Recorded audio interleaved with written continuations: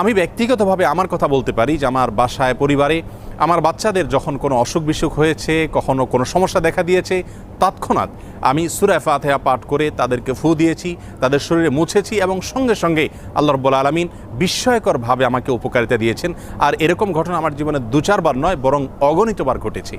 এজন্য সূরা ফাতিহা এটিকে যদি কেউ যথাযথভাবে আমল করতে পারেন, সে আস্থা এবং বিশ্বাস আল্লাহ তাআলার প্রতি থাকে, তাহলে সেক্ষেত্রে অবশ্যই এর মাধ্যমে যে কোনো দুরারোগ্য ব্যাধি থেকে পর্যন্ত আমরা আরোগ্য লাভের মাধ্যম হিসাবে এটিকে ব্যবহার করতে পারি। হাদিসে কুদসিতে আল্লাহ রাব্বুল আলামিন বলেছেন, আনা ইনদা যন্নি আবদি বি, বান্দা আমার প্রতি যেমন ধারণা করবে আমি তার প্রতি সেরূপ আচরণ করব।